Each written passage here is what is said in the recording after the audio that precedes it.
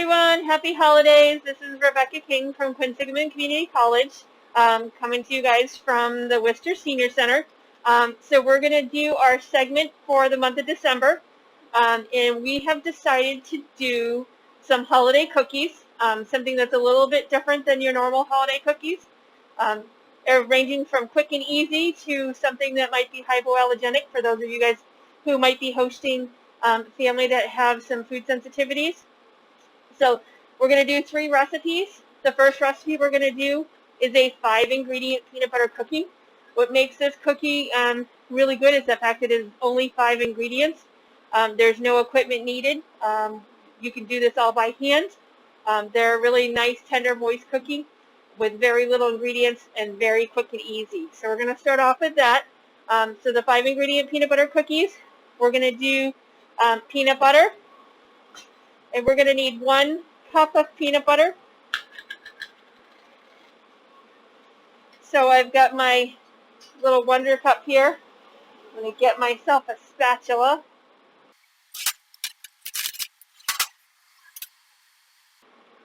And so for this one, you probably want to make sure, especially if you're using a natural peanut butter, and I've done this recipe with natural peanut butter and regular peanut butter, so you can use either one. Just if you're using a natural peanut butter, you want to make sure it's stirred. And if you're someone who doesn't use peanut butter a lot, you probably want to stir it too, just because that slight oil separation can affect the texture of your cookies. So I'm going to fill my cup here with 1 cup of peanut butter. Now that I've given it a stir.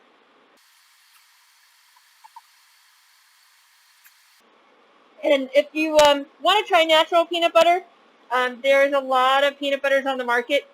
Some people are kind of intimidated by some of the natural peanut butters. The 2 that I find are really nice and have a similar consistency to regular peanut butter is Teddy's, and then Skippy also has a natural one that doesn't quite have that separation. So if you want to go something a little more natural, but you don't want that, you don't like that real separation that happens, Skippy and Teddy are 2 brands that I find bake really well and hold up, and you don't get that separation quite as much.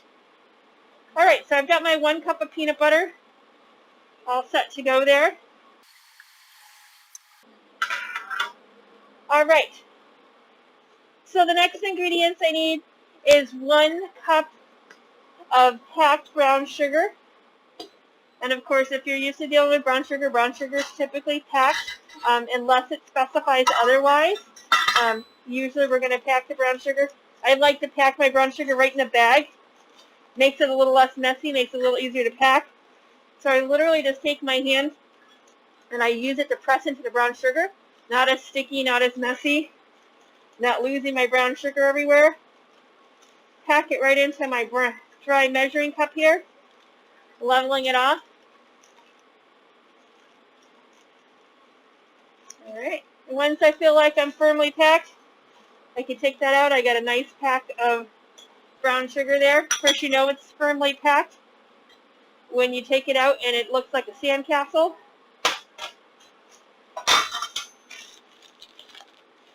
All right, so the next thing we need is 1 egg. I'm going to take my egg. That's 1 whole egg. Drop it in there. Make sure I don't have any shells. Of course, if you have any shells in there, you can keep a half a shell, and you can just use that to get it up. The shell works like a magnet, and you can get the shell. It'll easily pick up the shell. You won't have to chase it around the bowl. All right, so the next thing we need is 1 teaspoon of baking soda. All right, so that's 1 teaspoon of baking soda.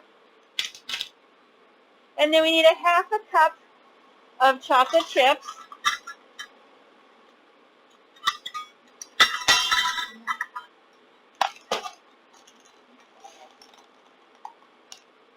All right. Okay, so that's our 5 ingredients. So we have our 1 cup of peanut butter. We have our 1 cup of firmly packed brown sugar. We have our 1 egg, we have our 1 teaspoon of baking soda, and we have a 1/2 cup of chocolate chips. So that's our 5-ingredient peanut butter cookies. Go ahead and get my spatula.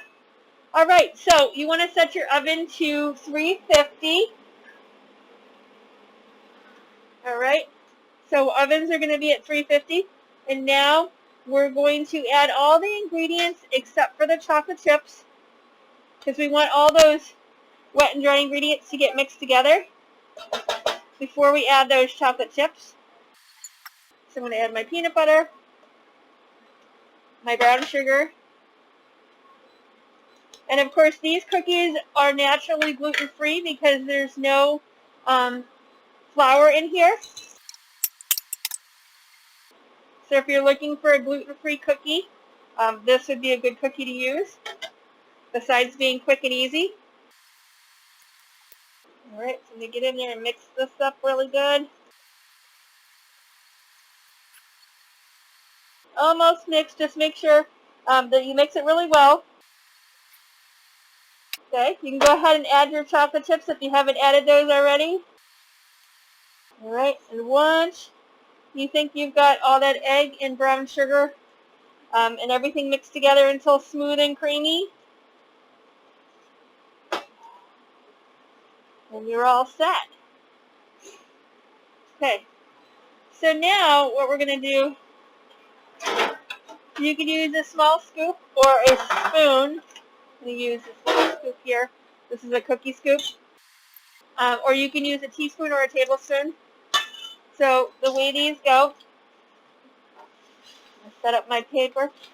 Now with cookies, you can use a regular baking sheet pan, so a metal sheet pan or a cookie sheet. You could also use a cookie sheet with a piece of parchment paper, like I have here. You can use a silicone baking mat. You can use, if you have a baking stone or a pizza stone, that's personally my favorite. I love to use stoneware for my cookies. You're almost guaranteed to never burn your cookies. You might get them really dark brown, but you're never going to burn a cookie on a stone. Silicone mats are a little bit not quite as good as the stone with that, but the silicone also helps keeping them from sticking and burning. And then parchment is a good way to do it. If you don't have that, you can just put them straight onto a cookie sheet as well. So we're going to take these balls, we're going to roll them, slightly roll them with your hands. So what I'm going to do is I'm just going to scoop them all out of my sheet pan, and then I'll roll them out. Get all this yummy dough off my spatula.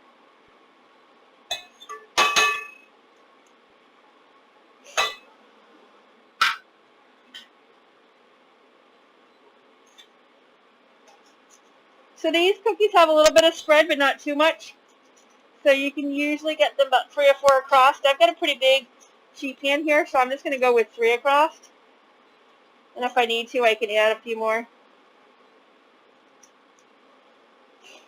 But the other good thing about this dough is it doesn't make a ton of cookies. So if you're looking for a good small batch cookie that's quick and easy, this one will fit the bill there too. Okay, so our timer has gone off on our 5-ingredient peanut butter cookies, so I'm going to give them a check. So our 9 minutes is gone. They're looking pretty good. So nice and golden brown, just like any other peanut butter cookie. They are kind of doing the split crack, like you tend to see indicative of the peanut butter cookies. But these are nice and golden brown on the top. Just a reminder, when you do cookies, the biggest mistake that most people make with cookies is they overcook cookies. You want to take your cookies out when they look slightly underdone. So just like a meat, when you roast it, they're actually going to cook for a few minutes as they sit out, because usually you let them cool about 5-10 minutes on the tray before we take them off. So they're actually going to cook a little bit more, and then as they cool off, then they get a little harder. So that's sometimes when you get cookies that are a little harder overdone. So you take them out when they're still a little underdone, not doughy, but just a little slightly underdone, then you're going to have a much softer cookie. Okay, so we're going to go ahead and set these aside. We're going to reset for our next recipe, which is the chocolate crinkle cookies. Okay, so we're going to start doing our second cookie recipe, and the cookie recipe that we're going to do second is the chocolate crinkle cookie. Kind of a fun one. The name itself is kind of festive to the holidays with the crinkle cookie. These get dusted with a little bit of powdered sugar, so they kind of look like snow, so they're a nice contrast. And who doesn't like chocolate? So it's basically just a really simple chocolate cookie that just has that little powdered sugar accent to it that makes it a little fun and festive for the holidays, and gives you that little pop of contrast in the color. All right, so we're going to start by measuring out our recipe. We always do it from the top to the bottom of the recipe. So our first ingredient is just vegetable oil, so we're just going to do a regular vegetable oil. We need half a cup.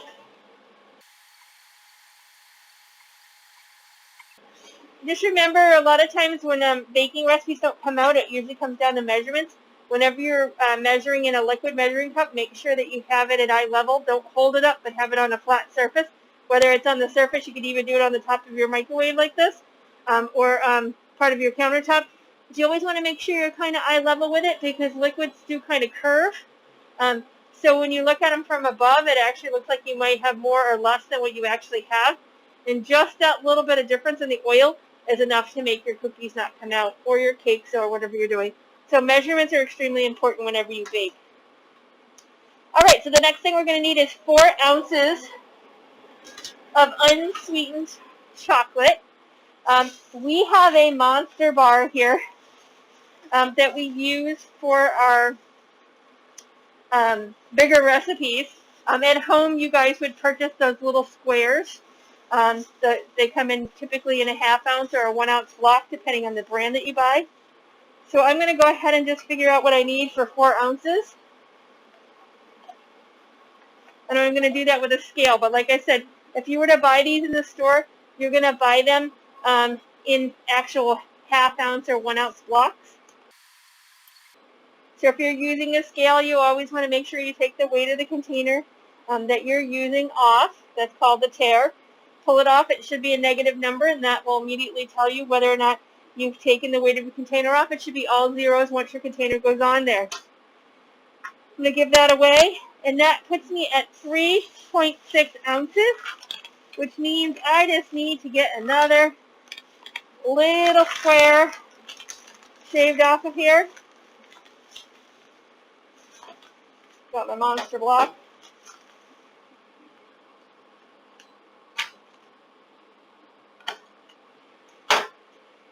Get me to my 0.4. I have to go a little bit more than that.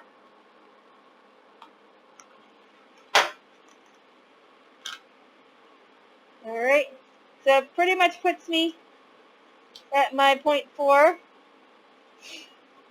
Give or take a few pieces here. Hovering at 3.9, might be a little, another few granules of chocolate there. Get me to my 4. All right.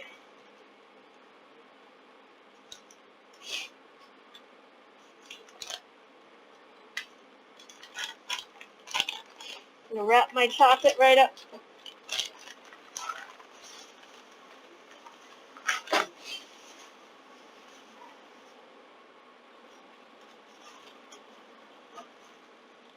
Set my chocolate aside. All right, because I'm using such a big section of chocolate, I'm going to chop this up just a little bit. Don't need to do a lot. I don't need to be too fussy, but I am going to want to break it up just a little bit. It's going to make it easier for me to melt. So kind of do it into some slices or crumble it up a little bit more. If you use the baking squares from the store, you can just do your squares however you have them.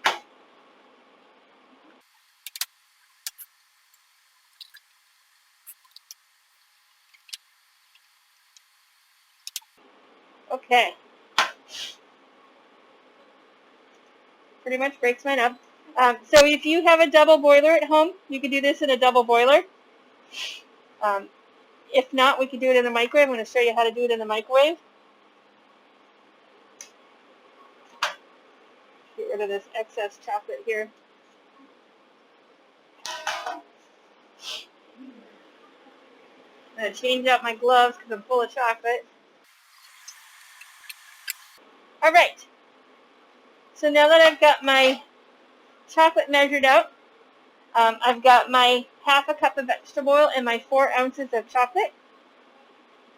Now I'm going to do 2 cups of granulated sugar.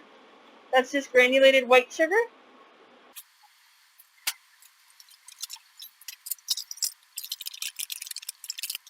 And remember, anytime you do dry ingredients, you always want to level it off. You can do that with a butter knife. You can do it with the end of a spatula. And leveling off is just taking a straight edge and running it across. Baking is all about chemistry. So if you don't have the ingredients exactly where they need to be, that's when recipes often don't come out correctly. So there's my 2 cups of sugar. We're going to set those aside. So now we need 2 teaspoons of vanilla. Get our measuring spoons. Get our 1 teaspoon. Set our vanilla aside. So now we have our vanilla. Alright, so at this point you should have your half a cup of vegetable oil, our 4 ounces of chocolate, our 2 cups of granulated sugar, and our 2 teaspoons of vanilla. Next we're going to do our eggs. So we need 4 eggs.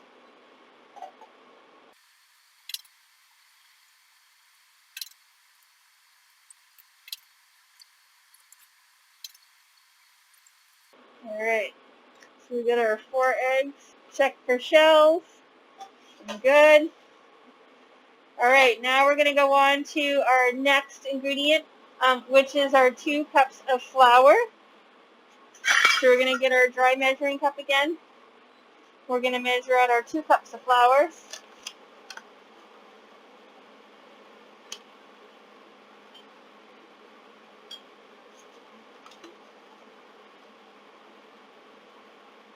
Yet again, we want to use that straight edge again. Level this off, back and forth.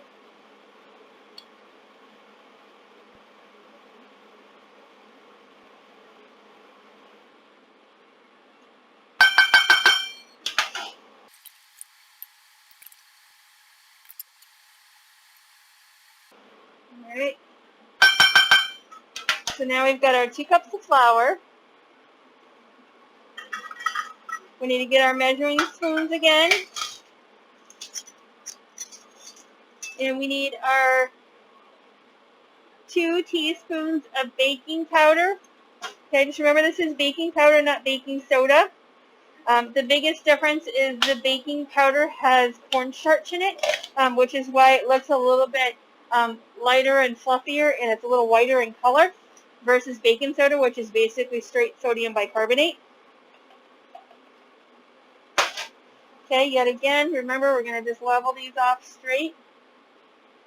And that's 1, 2 of the baking powder.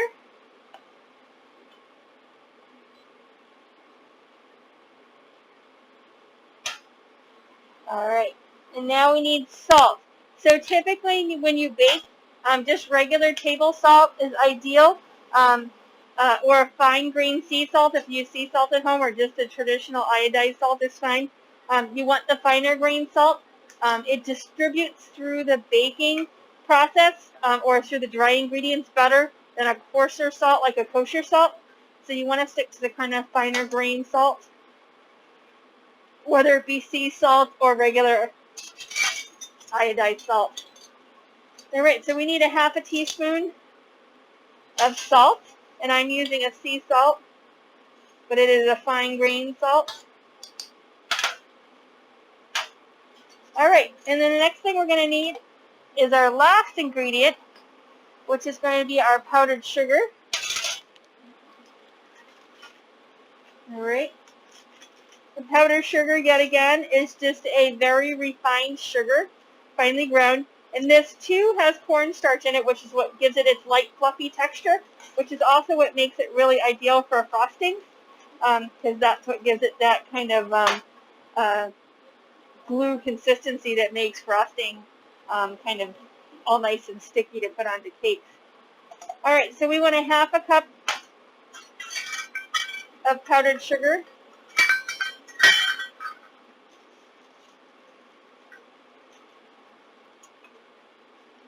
Yet again, we're going to level that off. Even though I don't think this is going to go in as an ingredient, this is strictly for our fun topping. But we're going to stick to the spirit and measure that out to be our half a cup. All right. And set that aside. All right, so at this point, we should have our half a cup of vegetable oil measured out. We've got our 4 ounces of chocolate. We've got our 2 cups of granulated sugar. We've got our 2 teaspoons of vanilla. We've got our 4 eggs, 2 cups of all-purpose flour. We've got our 2 teaspoons of baking powder. We've got our half a teaspoon of salt. And we've got our half a cup of powdered sugar. All right, so the next thing we're going to do is melt our chocolate.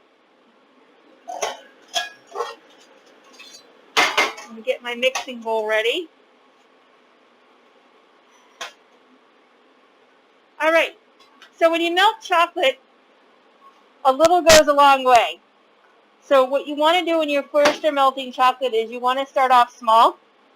So do it in about 20 or 30 second increments to start off with, because once you overcook chocolate, it gets dried out and tough, and you're really not going to get it to melt down. If you're doing it on a double boiler on a stovetop, then you can kind of do it more low and slow, and you don't run into that. But with the microwave, because it's such a high intense heat, it does tend to dry and darken the chocolate to the point where it's going to be hard.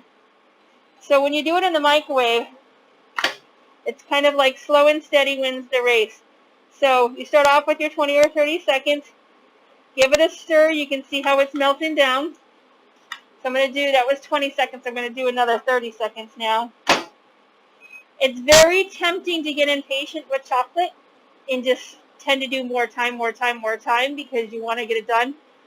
But like I said, once you overdo it, it dries out your chocolate and makes it tough, and then it won't be melted.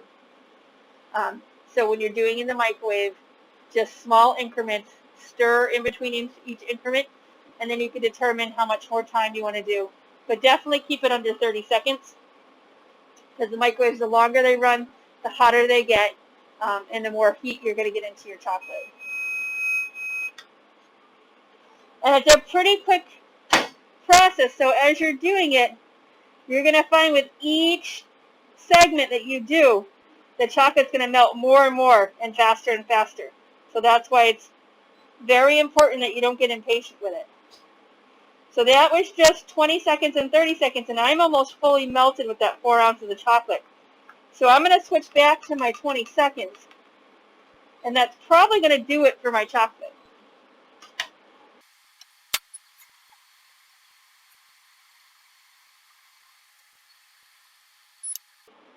And if it looks a little lumpy, don't assume that it's not done, because when you do this final mix through, you'll be surprised on how much it will melt down.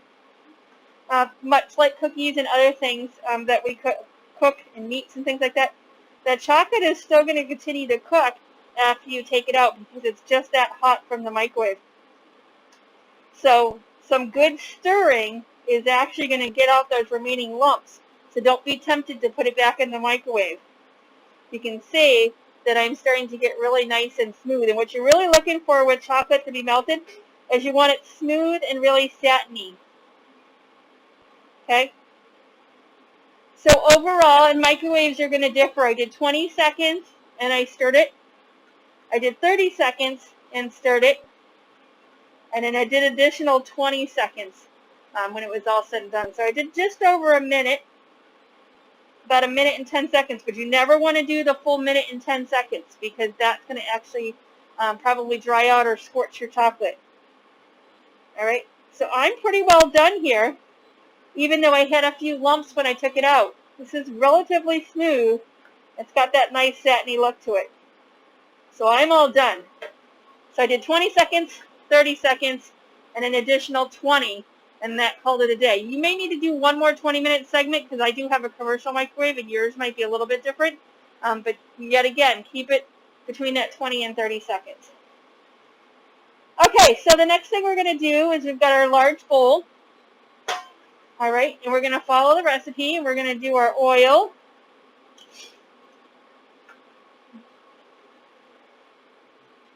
And our chocolate. And just remember with the chocolate, you want to get that all scraped down in there. Get all that great chocolate in there. Do it with a spoon, or if you need to get an additional spatula, to get all that chocolate in there. So it's important that you don't want to do your chocolate until all your ingredients are measured out as well, because you don't want the run the risk of the chocolate setting up or getting hard on you again.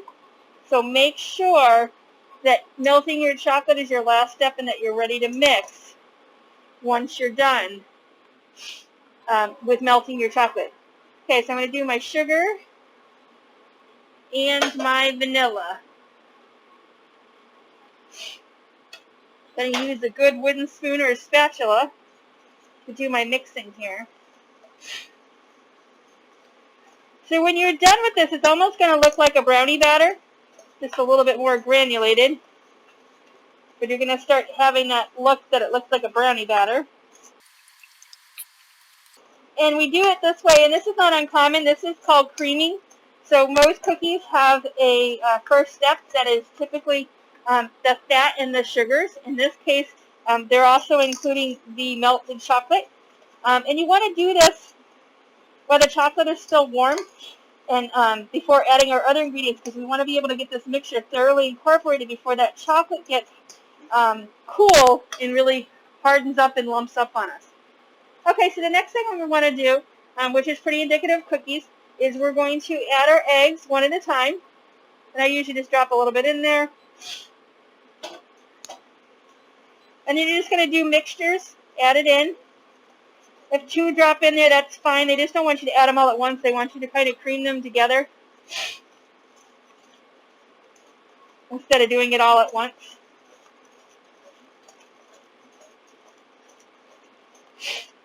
So once you get that 1 or 2 eggs pretty thoroughly mixed together, then you can add your remaining egg or 2.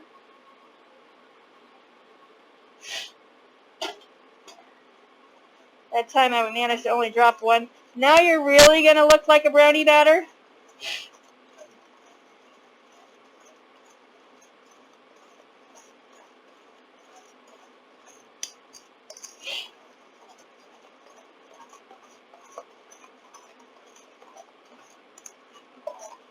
All right, so my 3rd egg mixed in there, so now I'm going to add my last one.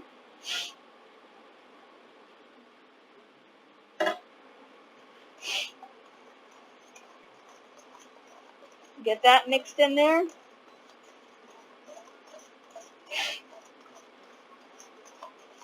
You could do this if you have a hand mixer or a stand mixer. You could do this in the mixer if you'd like. Your arms might get a little bit more tired than mine. That's fine. So if you want to use a mixer, you can. Just make sure you're beating at the lower speed, the stir mix speed. And if you're using a mixer, especially with cookies, you want to use the paddle attachment and not the whisk. The paddle attachment is going to look something like this. Or you want a wide beater, which I think we have. No, in the white box. So if you have a hand mixer, yeah. You want to make sure you have a heavier beater that's open like this, that your cookie dough doesn't get bound. If you have a whisk attachment for your mixer like this, this is going to get bent and twisted. So just make sure you're using an open attachment like this if you have a hand mixer, or if you have a stand mixer that you're using this paddle attachment if you're using the mixer for cookies. All right, so now we're going to go and we're going to do our flour and our baking powder and our salt.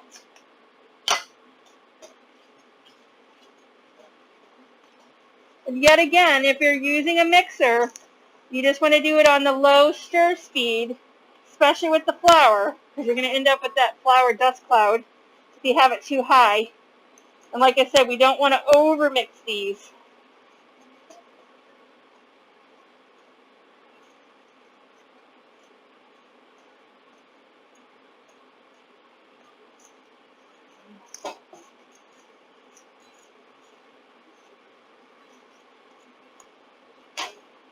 All right. So now, like I said, you're going to have like a really thick cake batter look to it, or a brownie batter look to it. All right. And you just want to stir it until all those ingredients are mixed through. Make sure you're getting the bottom scraped. If you're using a mixer, stop periodically and scrape the sides. If you're using by hand like I am, just make sure you're getting to the bottom of the bowl and making sure you don't have any of that sugar mixture clumped at the bottom. All right, so you should have a smooth batter like that. All right, so now this batter is going to get covered, and we're going to put it in the refrigerator for 3 hours. So we're going to let ours set for 3 hours. I'm going to cover it with some plastic wrap. We're going to put it to sit for 3 hours, and then we'll come back and do our segment for scooping it and getting it ready for the oven, and then our baking. So we'll see you in about 3 hours once our dough is set up. All right, so we're going to finish up those chocolate crinkle cookies. So we have our dough that's been sitting, should be in the refrigerator for about 3 hours, and then we take it out. We've got our bowl of powdered sugar. Now, this particular recipe calls to do a greased cookie sheet, so either with pan spray or a little bit of shortening. Even if you're using paper, I'm going to do a little bit of a spray just on my paper, just to make sure that our hard work doesn't go sticking on there. Then we're going to want a teaspoon. We're going to scoop our batter into a teaspoon. And we can do like we did before. We can just drop those teaspoonfuls on our paper if we want, to kind of get them portioned out. So you remember when we put this in, this was kind of like brownie batter. Now we've got a much thicker dough. It's going to be kind of cool. We've got quite a lot of dough here, so this is going to be a multi-pan. So you're either going to need more than one cookie sheet, or you're going to have to do these in batches. So these are going to have a little bit of spread, but not too much. So you want to take that in consideration with your spacing. I'm going to do some rows of 4 here. You want to keep your cookies kind of uniform. After a while, it's going to start sticking to your spoon. So just make sure you're taking that in consideration with your size, that you're either getting it all off the spoon, or if you're leaving some on the spoon, that you're still doing about the same amount of batter.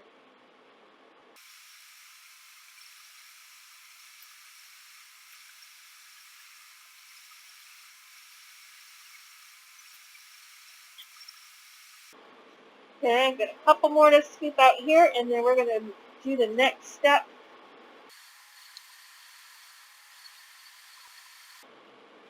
All right, so once you get your full tray scooped, then we're going to take these, like we did with our peanut butters, And we're going to roll them into balls. Then those balls you're going to toss in the powdered sugar. So it's going to look like a little snowball. And we're going to place that on our tray. You can see where this dough is kind of sticky, so that's why we're putting this on a greased cookie sheet the way we are. Or on the parchment paper with a little bit of spray.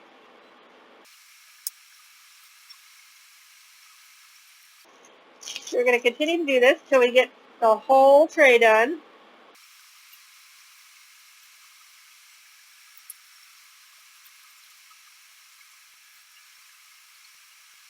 It's kind of a messy job. It's going to be worth it when these cookies are done.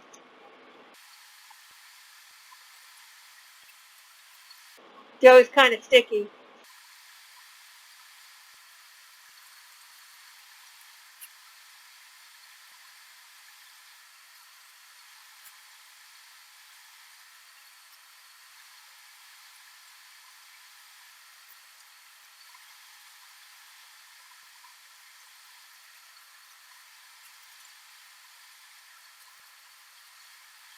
So this is going to give us quite a few cookies too. We're going to end up with at least a couple of dozen here.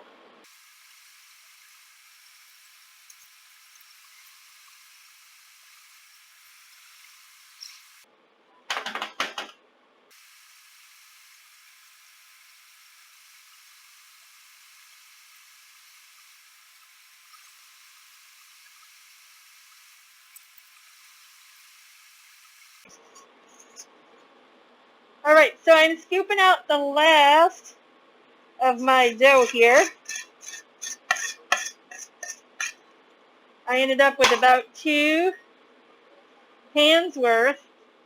So 2, 4, 6, 8, 10, 12, 14, 16, 18, 20, 22, 24, 28, 30, 32, 34, 36, 38, 40, 42, 46. We ended up with 46 cookies from our one batch here. 46 of our little crinkle guys. I'm going to put these, space them out a little bit. Alright, now that we've got a big mess and a whole lot of cookies, we're going to get these in the oven, number 350 oven. They're going to go in for 10 to 12 minutes. With baking, I always like to go a little conservative, so I usually start with the lower end. So we're going to do 10 minutes on these. And then we'll give them a check.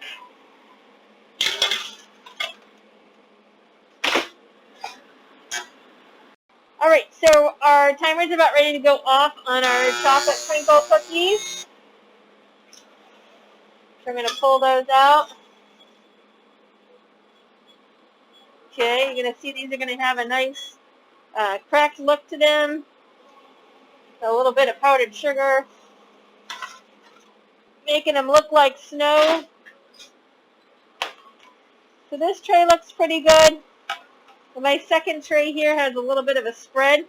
So what I like to do with that, so you keep some nice cookies, I'm actually going to get a knife.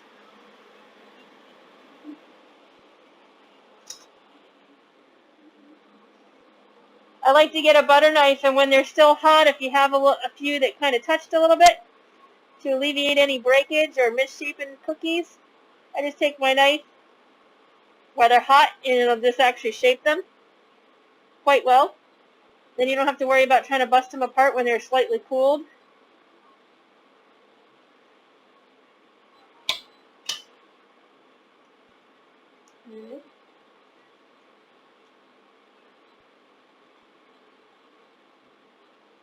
And then we end up with some nice cookies, uniform shape.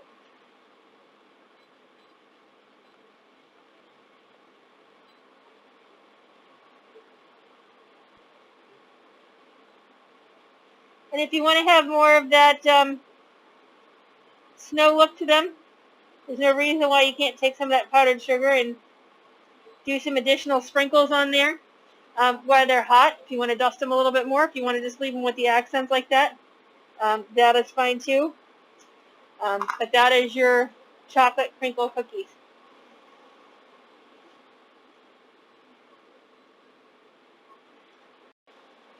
Okay, so the last cookie that we're going to do is a vegan chocolate chip cookie, which is just your basic chocolate chip cookie, but it's made to be vegan friendly. The other thing that we typically do with this cookie, because not only is it vegan, but it is pretty strictly an allergy-free cookie, especially if you use a gluten-free flour. What makes this cookie vegan is the fact that there's no eggs in it. There's no animal fats, because the oils that we use in here are coconut oils and not a vegetable-based oil, or anything that might have animal products in it. And like I said, this is a cookie that we actually use quite often because it is, we can make it free of the big 8 allergens. So it's going to be soy-free, dairy-free, nut-free. If you use the gluten-free flour, it's going to be gluten-free as well. Okay, so we're going to start by measuring these out. So the first thing we're going to do is coconut oil. Coconut oil you can find in the store. It's in the same aisle as any of the regular oils that you would find, or Crisco. This particular one is Crisco. Coconut oils can be a little expensive, but Crisco is probably one of the more inexpensive ones. But it's still a good quality coconut oil. We use this one all the time. The big thing about coconut oil is you want to be careful when you store coconut oil, because the coconut oil, and I've had this happen to me at home, if it gets like really hot in the summertime, it'll actually start to liquefy, and it may not, when it cools down, it may not go back to the same state that it was in. So you definitely want to do this in like a cool, dry location, because the coconut oil, because it's not super refined, will actually melt down pretty quickly. All right, so I'm going to go ahead and pack my half cup here, so you can just use a dry measuring cup for this. I have my rusty trusty Wonder Cup here that I like to use for my icky sticky gooey, what I call my icky sticky gooey things, like my peanut butter. It's great for peanut butter, shortening, honey. You can find these in a lot of the stores now. Pampered Chef has a few varieties of them. I actually have 3 sizes of these at home that I've gotten from Pampered Chef.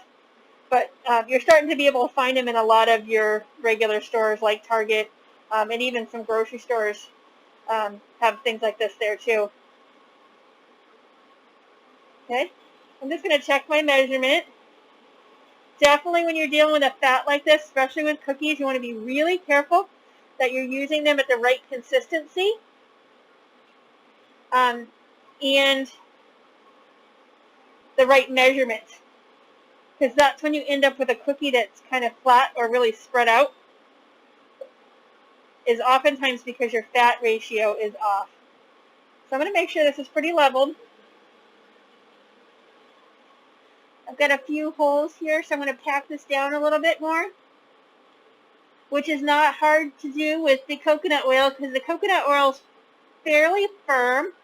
It's not super smooth like a Crisco would be. So I want to make sure all those pockets are filled in there, because it does tend to be a little clumpy. All right.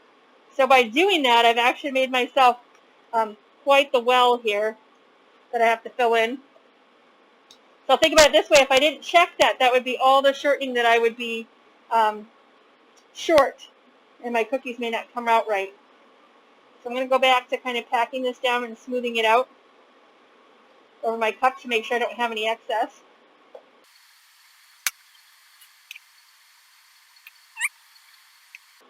And I'm going to check one more time and make sure I've got all my holes filled in, which I do. And make sure I'm leveled off. All right. That's my coconut oil. Put this back on. So like I said before, it's important that your fats stay in the consistency that they're intended. So a shortening needs to stay in the solid form and not a melted form. Same thing with butter. When it says butter softened, you want butter softened and not butter melted. There's a big difference in the consistency when you actually go to bake with it. So you need to pay close attention to that when you're doing that as well. All right, so the next thing I'm going to do is my brown sugar. As we talked about before, I like to pack my brown sugar right in my box or my bag, depending on what I'm using. And I need 1 1/4 cups of the brown sugar. Like I said, I like to just really stick my dry measuring cup in there, push the brown sugar in with the sides of the bag, smooth it out with the palm of my hand. That helps pack it in. It also works as that leveling off that we've talked about. All right, and when you think you've got it nice and full, I'm going to flip that out. Remember, you're looking for that little sandcastle. So now I need 1/4 cup.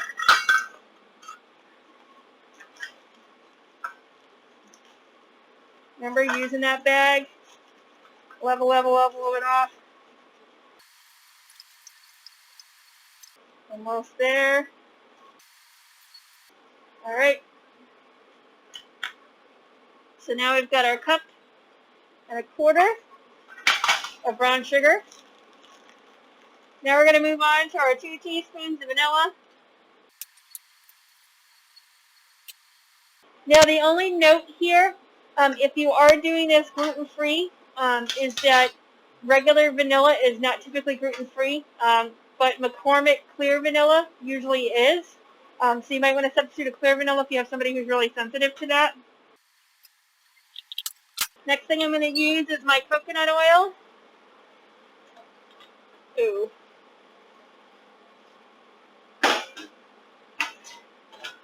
Mess there. The coconut oil kind of exploded. Get rid of the top of the can.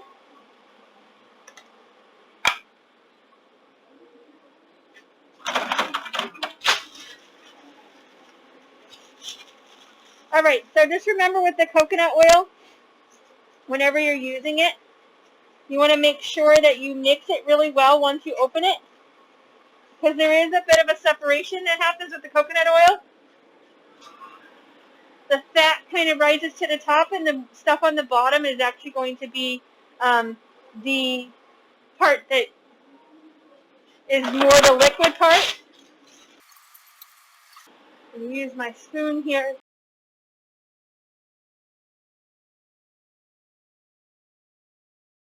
So I'm going to just mix this up really good in my can. All right, so once I feel like I've got it nice and mixed, I'm going to measure out my 1/4 cup. Remember, you want to get down low, or you want to put your container up a little higher to make sure you get an accurate measure. So we've got our 1/4 cup, yep, pretty dead on, of our coconut milk. Now we need our 1/4 cup of applesauce. So this is an unsweetened applesauce. And applesauce is commonly used in a lot of recipes to cut down on the fat. It's a common substitute for oil. In this situation, we're using coconut oil and applesauce. Applesauce can be substituted for oil in virtually any cake recipe, in any cooking recipe as well. All right, so now we're going to do 2 1/4 cups of all-purpose flour. I'm going to use regular flour for this recipe, but you can substitute the gluten-free 1-to-1 flour. This is the Bob's Red Mill, which is the most common one. But they also have King Arthur now has a variety, and there's a couple other brands out on the market. What you really want is you really want the 1-to-1. See, it says on the bottom here, 1-to-1 flour. What that means is you can use the same measurements for that flour as you would an all-purpose flour. So in this case, for this recipe, you would do the 2 1/4 cups, just like you would if you were using regular flour. Other gluten-free flours may not be the case. You may have to do an adjustment. So just make sure you're reading the package.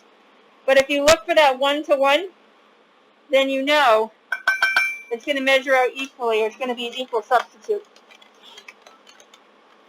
The gluten-free flour doesn't usually change too much about the cookie. Some people might find it slightly noticeable. I find some people do and some people don't. Texture difference. When you substitute the rice flour, it does add a little bit of a gritty or a grainy texture to it, but it's not super noticeable. And as many times as we've done this recipe, I would say a good 75% of people don't notice the difference in the flours. All right, so I got my 2 cups in there. This is my 1/4 cup. All right, so the next thing I need is my baking soda. And I'm going to do 1 teaspoon of baking soda.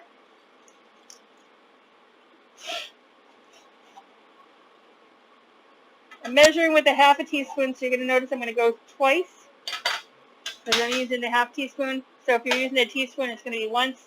1/2 teaspoon, you're going to use it twice.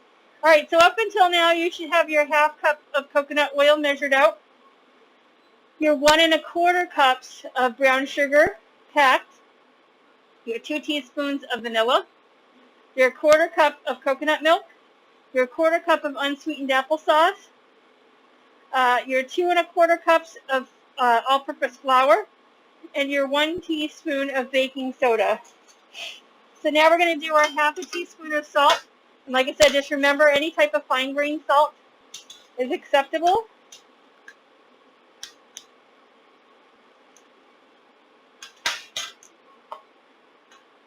All right, and then lastly we need 2 cups of chocolate chips. So these chocolate chips are Enjoy Life. I believe Toll House has a version now as well. So these you'll see, they say eat freely on them. 100% chocolate, made with all natural ingredients. And you'll see in the corner there's this little yellow flag. And it says allergy friendly. So certified non-GMOs, but it's also allergy friendly. It's free from all 8 allergens, so the big allergens, so dairy, soy, nuts, wheat. And they're processed in a facility that doesn't use any of those products as well. So I'm going to go ahead and cut these open. And we're going to do 1 3/4 cups of these chocolate chips. And these are a dark chocolate morsel. So these particular chips come in a couple different varieties. The Enjoy Life makes a dark chocolate morsel like this, which is a larger regular morsel. They also make a mini chip, and they make a chocolate chunk. Okay. The 5-ingredient peanut butter cookies we did, I actually find comes out really, really good with the dark chocolate chunks of this variety. We also have noted on the recipe if you use the mini chips, because the mini chips are so much smaller, that you use slightly less. You're going to use 1 1/4 cups if you have the mini chips.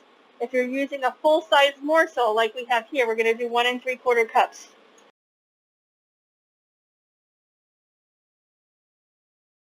So not quite a bag. So these are a 9-ounce bag. Just be careful when you buy them. Some of the chocolate chips are standardly 12-ounce. These are 9. That comes from the fact that they're specialty chips. Sometimes when you have something specialty like this, it does come in a slightly smaller size.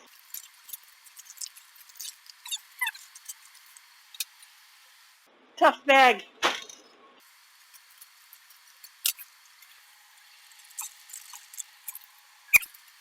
So now we've got our 1 3/4 cup of chocolate chips. All right, so now that we've got all our ingredients measured out, we've got our oven preheated to 375. You're going to want to get a cookie sheet, yet again with a piece of parchment paper, or if you've got a baking stone or a silicone mat, that you're using those as well. In a large bowl, we're going to whisk together the coconut oil. Let me get myself a whisk. So we're going to do the coconut oil. Another reason why I like this cup, you can see it actually does its own scraping and everything as you put it in there.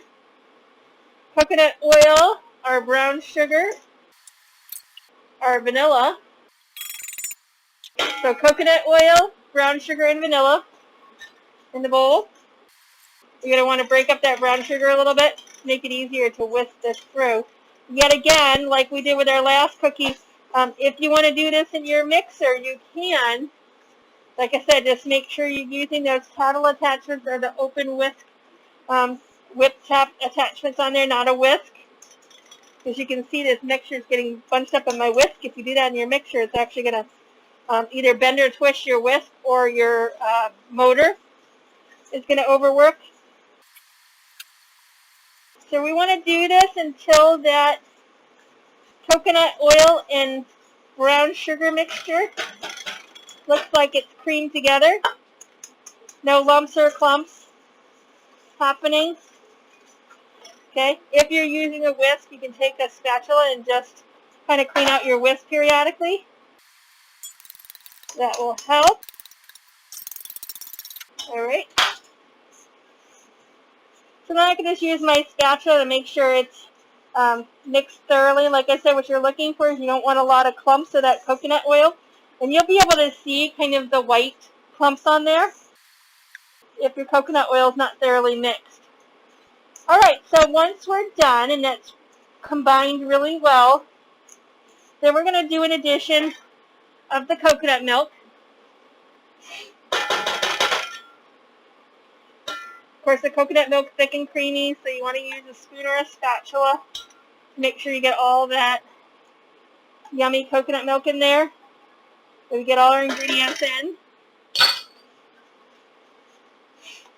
And we're going to do our applesauce. Same thing, use your spoon or whisk. Make sure you get all that applesauce in there. And you're going to do this until this mixture is completely mixed. So you're looking for kind of a light, fluffy mixture, but you don't have any separation of that applesauce and coconut milk. With our brown sugar mixture, and the majority of the lumps and things are smoothed out. It'll almost look like it has a curdled look to it, and that's going to be the applesauce and the coconut milk. That's pretty typical. You just don't want a lot of separation or lumps. Okay, so we're going to set this aside. We're going to get ourselves another bowl. In our other bowl, we're going to do our dried ingredients. So we want to do our flour, our baking soda, our salt, and we want to whisk that until it's combined as well. Okay, once that gets mixed, then we're going to add our dry ingredients to our wet ingredients. If you're using a mixer, you would just have your mixer on the stir setting, or just do some additions. Stop the mixer, add a little bit of the mixture, then whisk it, or turn the mixer back on to stir. So if you're doing it by hand to make things easier for you, you probably want to do this in 2 or 3 additions. Makes it a little bit easier to mix this.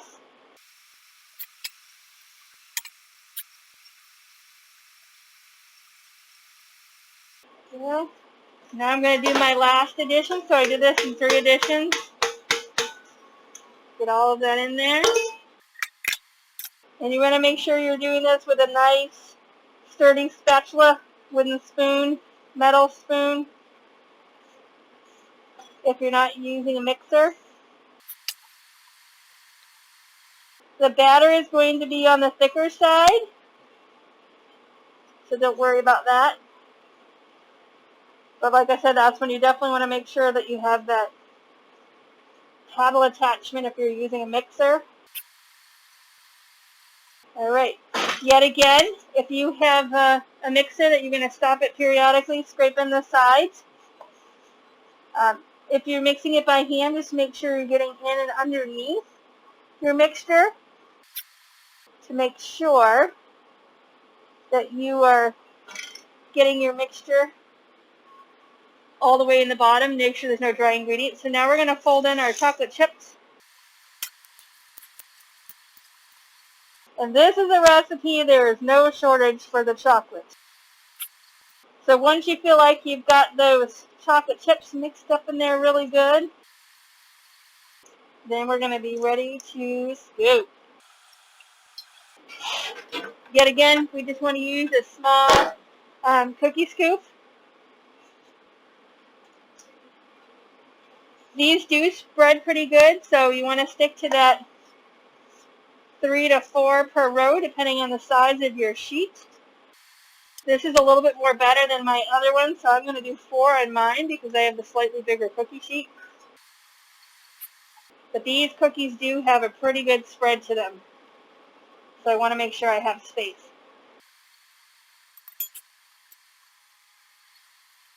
And this recipe does make quite a few cookies, depending on the size. But if you use a standard cookie scoop here, you're going to end up with quite a few cookies.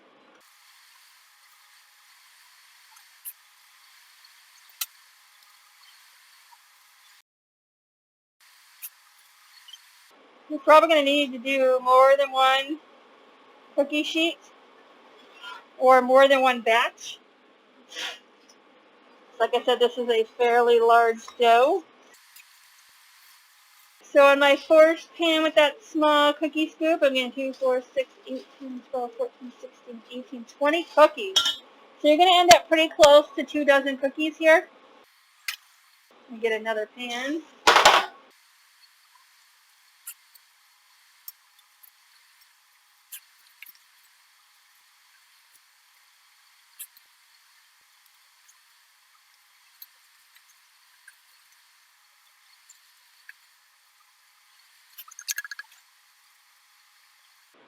Alright, so I ended up with 29 cookies.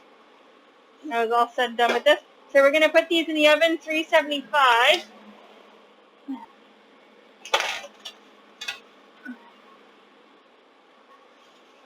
We're going to cook these for about 9 to 10 minutes. So I'm going to start them off with 9. So set your timer for 9 minutes once you get them scooped and in the oven.